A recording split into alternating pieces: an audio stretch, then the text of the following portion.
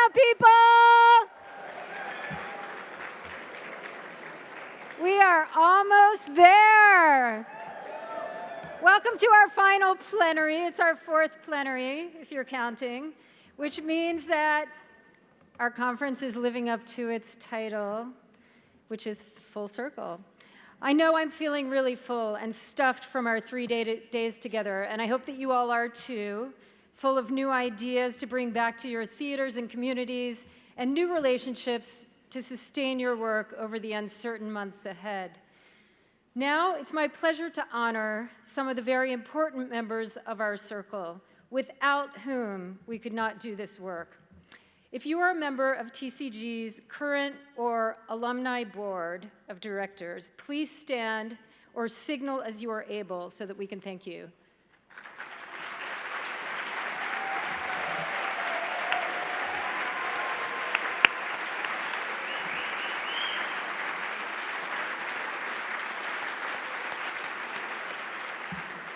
If you are a member of the TCG staff, who may very well be running on empty rather than full, please stand or signal so that we can thank you.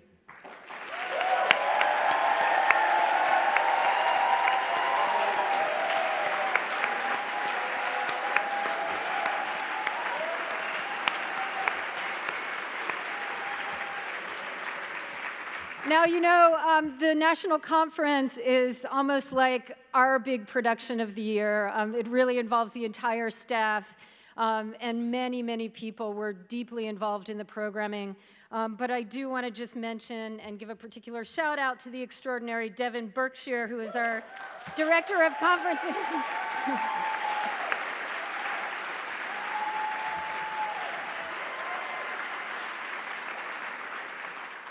Finally, this year, we relied more on our volunteers than ever before, and so many of you who are volunteers are also vital parts of the Portland theater community. I'd like to ask you to please stand or signal so that we can thank you.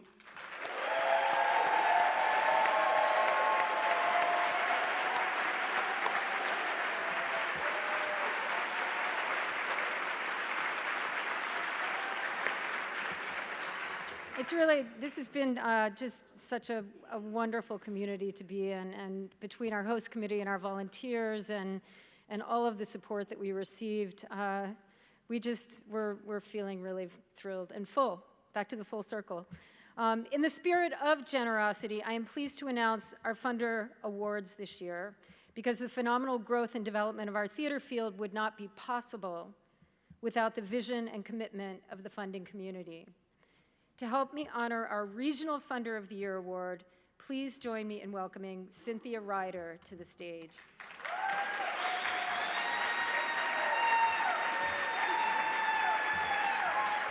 Thank you. I'm Cynthia Ryder. I'm the Executive Director of the Oregon Shakespeare Festival, and we are so happy to have all of you in Oregon. For those of you who don't know, we're in the southern part of the state, 15 miles from the California border, so the other end of our wonderful sister city, Portland. So I could not be more honored to be presenting the Regional Funder Award to the James F. and Marion L. Miller Foundation as our Regional Funder of the Year.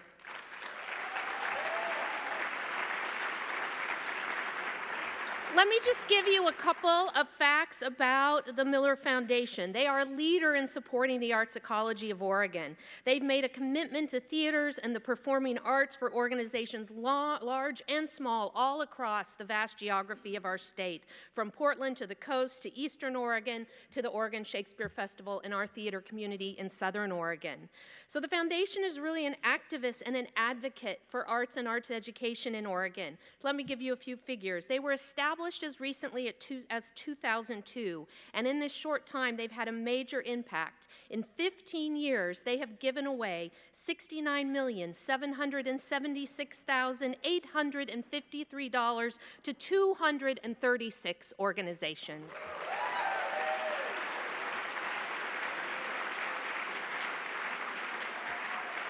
So while their financial impact is really extraordinary, I want to talk about the thing that is really what makes them special. They really listen and respond to field-wide needs in grant making. They make program grants, and they encourage theaters and theater companies for change capital requests to navigate major shifts in our programming and our business model. I started at the Oregon Shakespeare Festival about 4.5 years ago, and Martha Richards, the executive director, and Michelle Reynolds, their program officer, one of the first funder meetings I sat in was a meeting where they had given us a grant and we're delving deeply into the complexities of rotating rep, which still actually doesn't make any sense to me on some days. I'll talk to you more about that next year at the conference. But the idea that a funder would both let you dream really big about what you most aspire to, while also helping you fund experimentation and risk-taking in your business model with a level of deep understanding of how risky and complex and scary and exciting that is. I have encountered very few philanthropic partners that are really willing to go there. So they see and they act on the needs for both operating support and program support, helping us dream and endorsing the importance of our day-to-day practical work. So it is my great honor to present to Martha Richards, the executive director, on behalf of all of us in the field, the regional funder to the James F. and Marion L. Miller Foundation.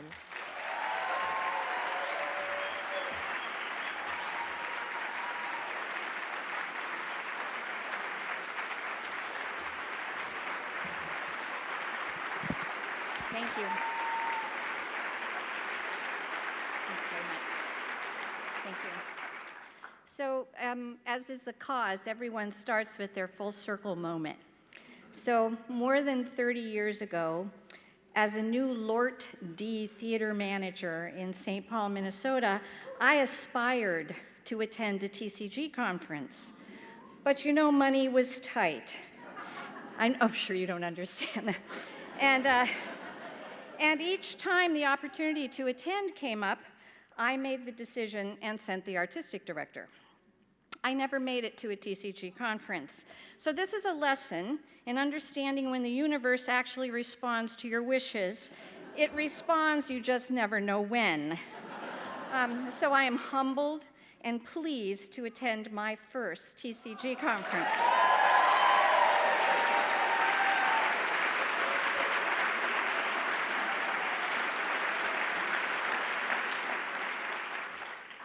I want to thank you for inviting us, and I want to thank you for honoring the James F. and Mary L. Miller Foundation.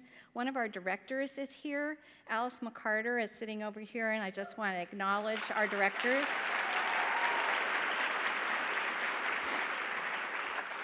So James and Marion Miller were passionate supporters of education and lovers of the arts, but they did many things and their giving rather quietly. The foundation has a philosophy of giving which is also fairly quiet, but best expressed in a simple story told to one of our first staff members who joined the foundation. Our grantees run the marathon. You run the marathon. And we are standing at one of the water tables, handing you a cup of water. We never forget that the work is not about us, but about the people whose work benefits the lives of people all over our state. You rarely find the Miller Foundation center stage, except this moment, which is creepy. We really prefer to be in the wings or at best in the audience. So rather than talk about us, I want to thank the Oregon theater community that creates and produces excellent work in this beautiful, unpredictable, and deeply imperfect place.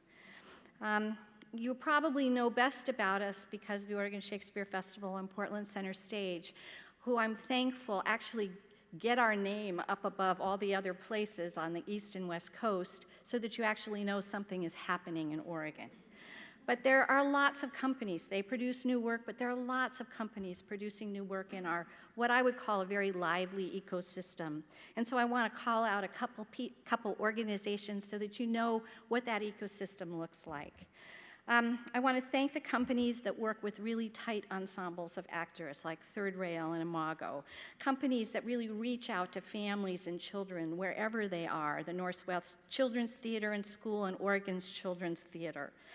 We have a number of companies that actually live to house and serve other artists. If you were at the late night party last night, that was at ART, and their hub is actually a home to 10 companies that include Risk Reward Staged and the Portland Shakespeare Project, among others. And then there's Coho, which actually gives you any kind of service that you need and incubates emerging artists, not just emerging companies.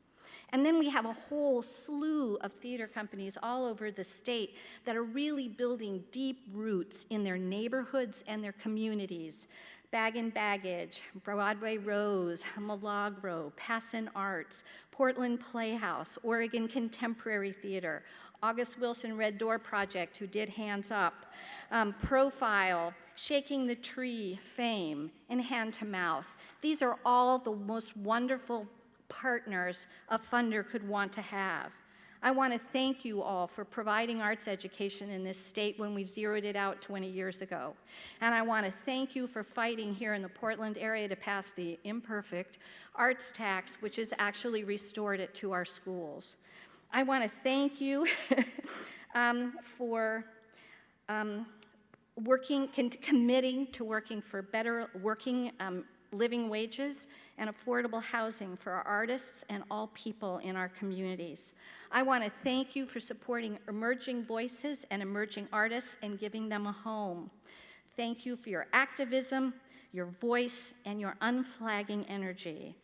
The Oregon theater movement is highly collaborative, directed, deeply engaged, and led by some of the finest artists, managers, directors, and staff members I have had the privilege of knowing.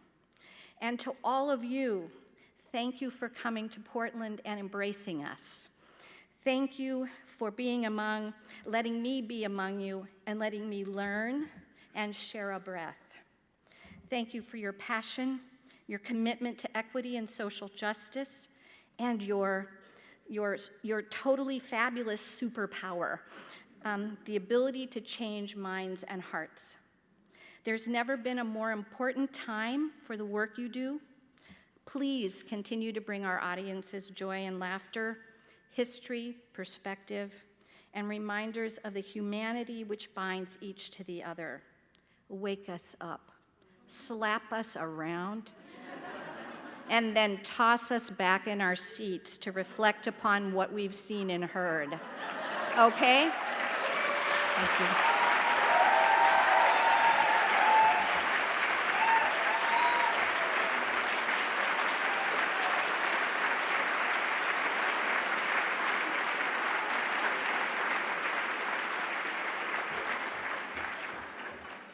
We should actually give her the award.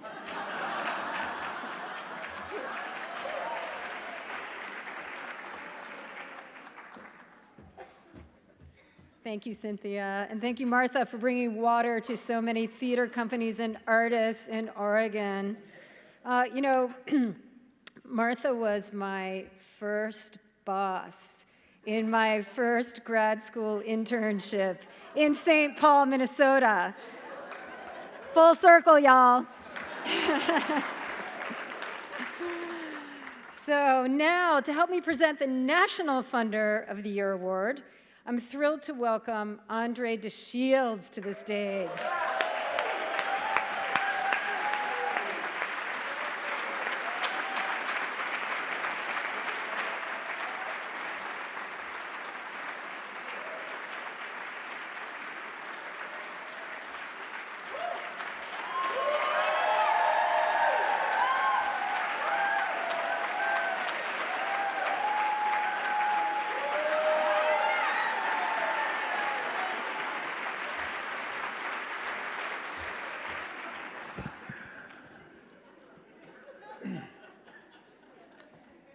Good afternoon, my beautiful, my bold, my bountiful, blessed, and beloved brothers and sisters. My name is Andre DeShields. and I am a recovering artist. I am glad that brought a smile to your faces. What do I mean by referring to myself as a recovering artist? This is what I mean. I dream in Technicolor. I live my life in Technicolor. And when on stage, I expect to be encouraged to perform in Technicolor. I have been red, I have been the color orange, I've been the colors yellow, green, blue, indigo, and violet. And when non-traditionally cast, I sometimes am the color white. But deep down in my dark feminist soul, I am the color black.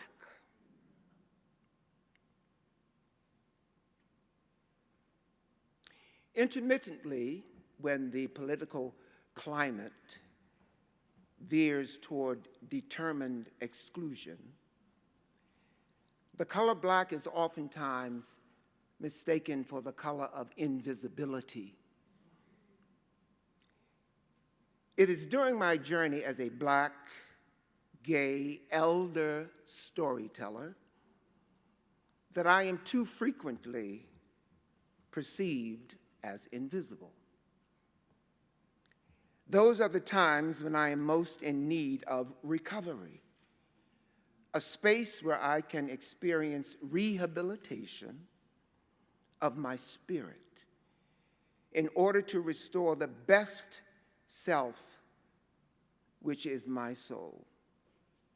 My 7 decades-long adventure towards self-actualization has also been a battle against racism, sexism, ageism, homophobia, all the indicators of invisibility.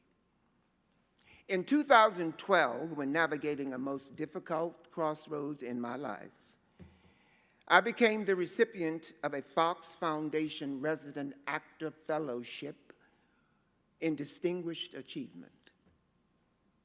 That embrace of recognition by both the Fox Foundation and Theater Communications Group has to this day been the most significant moment of recovery in my adult life.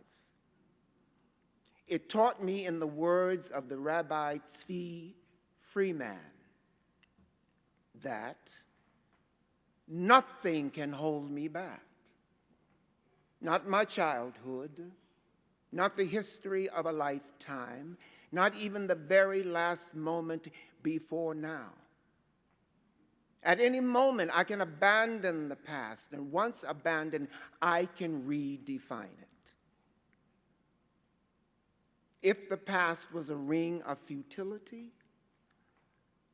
let it become a wheel of yearning to push me forward. If the past was a brick wall, let it become a dam to unleash my power.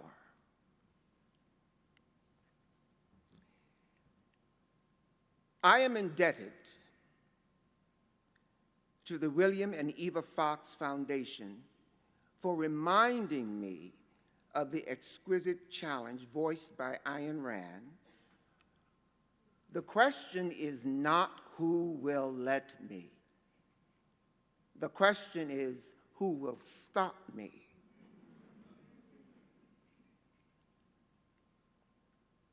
The Fox Foundation's 10-year commitment to equity, diversity, inclusion, and educational achievement provided me the opportunity to redream in Technicolor, to reinvent myself in Technicolor, and to forever dispel from my existence the color of invisibility. It is my distinct honor to have been asked to present the National Funder Award. And here to accept this award is Mr. Robert P. Warren, President of the William and Eva Fox Foundation.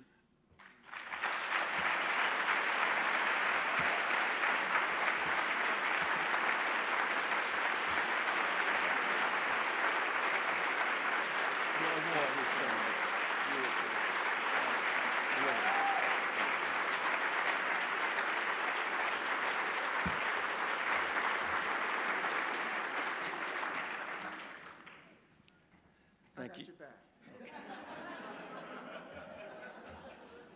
As I told Andre before this, I said, if I collapse, just make my mouth move and he can just provide the vocal for after. But I'd like to really thank Andre so very much. I didn't know I was collapsing that quickly, but but I want to really thank Andre for his really impactful remarks and for taking time out of his hectic schedule to be here and for his introduction. It was extraordinarily generous. I want to first off express my deepest appreciation to TCG for selecting the William and Eva Fox Foundation as this year's recipient of the National Funder Award. I was truly surprised and extremely honored and incredibly humbled when I received the call from Teresa informing me of this prestigious recognition. For almost a quarter of a century, the William and Eva Fox Foundation has steadfastly committed itself to underwriting the artistic development of theater actors as a wonderful way and a meaningful way to strengthen non-commercial theater. Fundamental to that financial support has always been the core belief that actors are essential artists in our society whose performance helps to exquisitely define our individual humanity. Simply put, actors are a precious resource that must be nurtured and given an opportunity to stretch, to grow, to challenge themselves professionally in order to reach a higher level of artistry. The Fox Fellowships are intended to turn actors' highest noble aspirations into personal triumphs. Over the last 2 decades, the Fox Foundation has gone through several iterations, each one intended to build a better, more effective fellowship program. In the beginning, the foundation looked to recent graduates of the Yale School, the Tisch School, Juilliard, the National Theatre School of Canada, and the Guildhall School of Drama in London for their deserving recipients. Several years later, the foundation joined with the Actors Center in New York, working closely with Michael Miller, universally respected as one of the leaders in the acting training movement. Michael recently told me that the Fox Foundation's early support was vital to the Actor Center's growth and current success. For the last 10 years, we have collaborated with TCG to refine and expand the Fox Fellowship Program. My thanks goes out individually to Teresa, Amelia, and Jessica Lewis, as well as many others at TCG who have worked tirelessly to provide the foundation with their expertise and who have helped to facilitate the growth we could have never had on our own. We have worked together to incorporate into the grant-making process my vision that the foundation should serve not only the actor, but also his or her respective theater and its diverse communities. I am committed to the proposition that these constituencies should be considered and factored into the grant-making process. I likewise maintain the strong belief that those who have benefited from the generosity of others should give back in some way in order to build and maintain a vibrant and vital artistic community. As the foundation reflects back on its history, it is easy to recognize the common thread that binds together Fox Fellows: their commitment to excellence and their steely determination to improve their craft. Along those same lines, I hope that the Fox Foundation would be acknowledged as having an unwavering commitment to and a clear recognition of the importance of equity, diversity, and inclusion in its grant-making process. Finally, I would be remiss if I did not acknowledge the founder of the William and Eva Fox Foundation, Belle Fox, who so generously gave to establish this foundation in honor of her parents, William and Eva Fox, who themselves were early pioneers in the film industry. Today, I accept TCG's National Funder Award on behalf of the Fox family, and specifically Joanne Fox Weingarten and Suzanne Fox Rossellini. We are indeed grateful for the Fox family's extraordinary philanthropy and for the lasting legacy that they have given to future generations of actors. Thank you very much.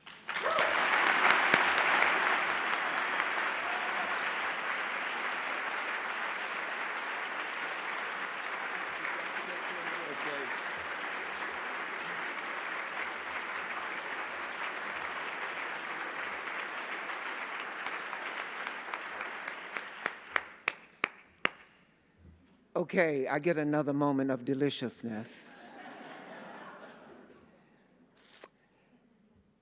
The theme of this year's conference is full circle. Those who attend the conference know the full circle exists infinitely, illimitlessly, eternally. Every year we come together and TCG provides this platform for us to realize our dreams and give us the wherewithal to go back into the world and do what we do best, tell those stories that transform individual lives, that alter governments, and that ultimately change the world. Even in the not-for-profit universe, capital is required to do those services. Why this moment is delicious for me is that I was chosen to be the mascot for this year's fundraising. When you picked up your orientation packets, this card was inside. On one side, the side that I'm showing you, is my presidential look.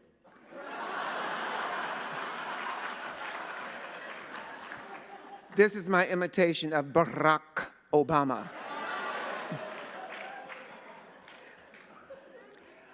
On the flip side,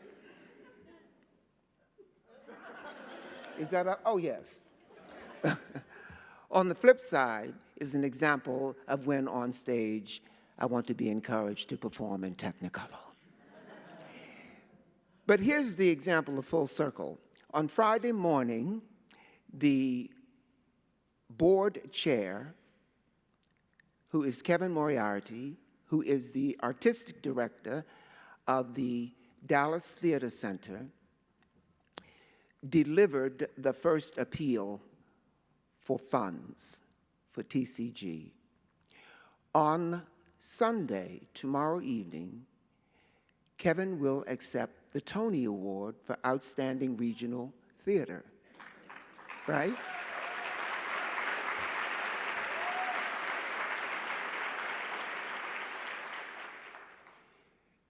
This is myself in the role of Prospero in The Tempest, directed by Kevin Moriarty. The producer of that public works production is in the audience, Dayron Miles.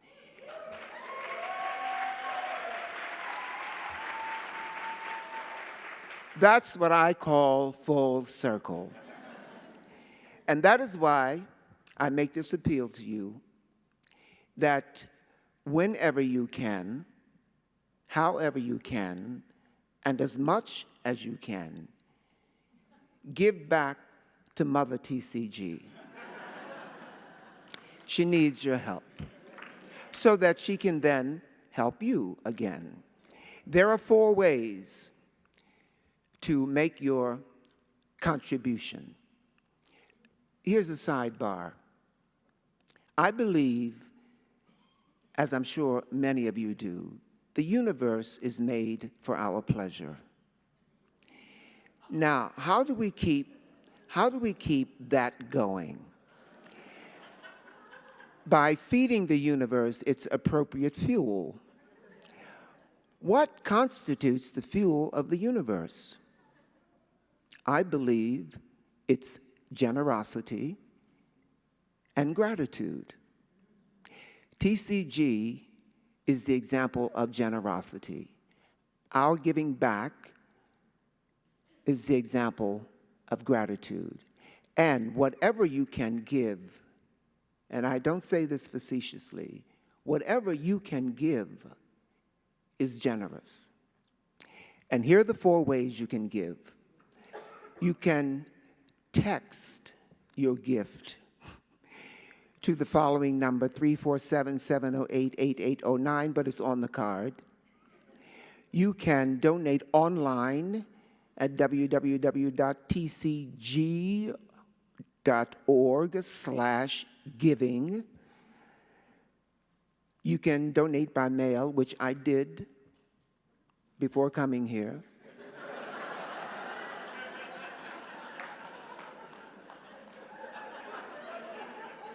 And you do, by mail, you do that by using the TCG mail-in card. Or you can do it in person. Now, is this still possible to do it in person at the registration tables? Are they still up? Okay, so it's no longer possible at the registration tables. But if I were to pass a hat,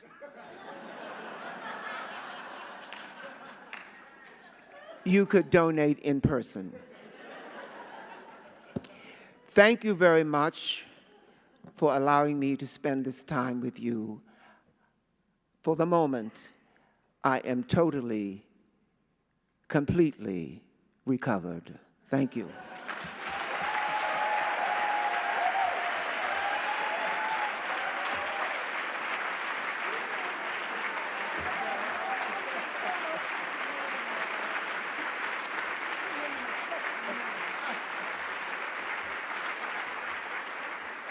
Wow. Oh my goodness gracious. Thank you, Andre. Andre has been, talk about generosity, has spent so much time with us, just really involving himself in this effort. We really, really appreciate it. And also, thank you to those of you who donated yesterday after Kevin's pitch. Again, just deeply appreciated. We're going to move on now into our final plenary. And I should just say, it shouldn't be a surprise to anyone who knows them that inclement weather might delay, but never, ever would deter universes from taking the stage. Because since their founding in the Bronx in 1995, Universes has redefined not only the stories we tell on our stages, but how they are told.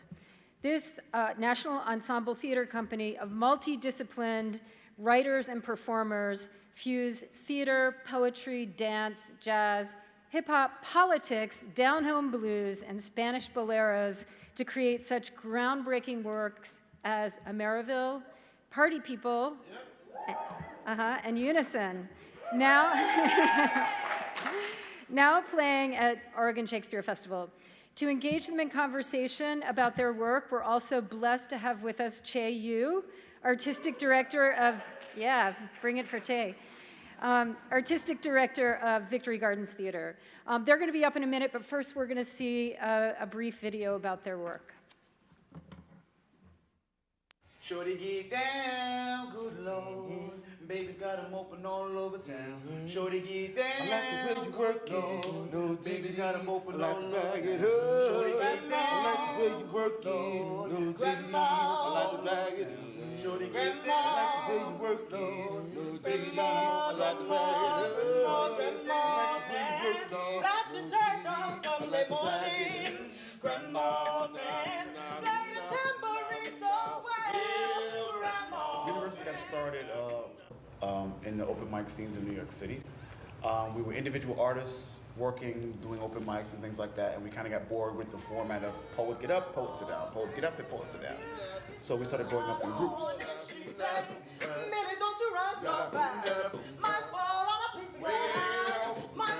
Most of our work is political, I guess, in nature, because we're from the neighborhood, and the neighborhood talks about everything from politics to religion to love.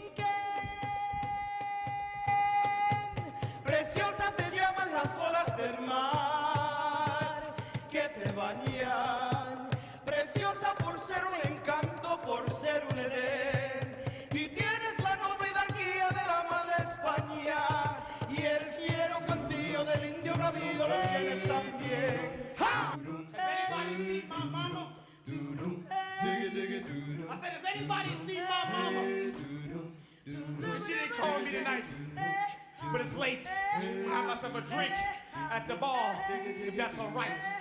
See, it's 3 o'clock in the morning, and I gotta be to work at 6. And I work at the post office. It's good work, it's good pay. Keep you on the good foot, on the straight and narrow, on the yellow brick road. But has anybody seen my mama? But she didn't call me tonight. So all of our stuff is kind of founded in what the conversations in the community are.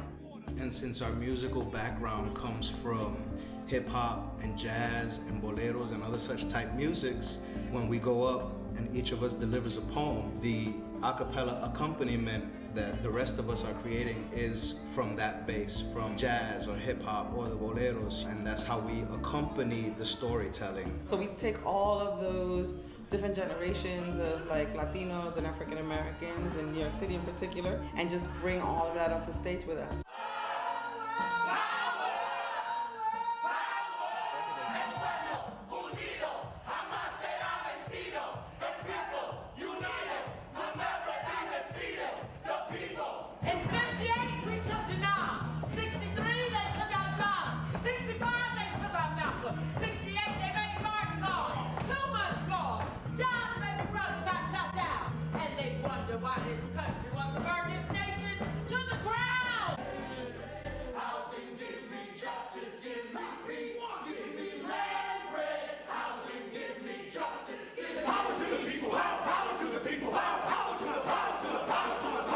Said I, Exhausted from his wonder what's the matter.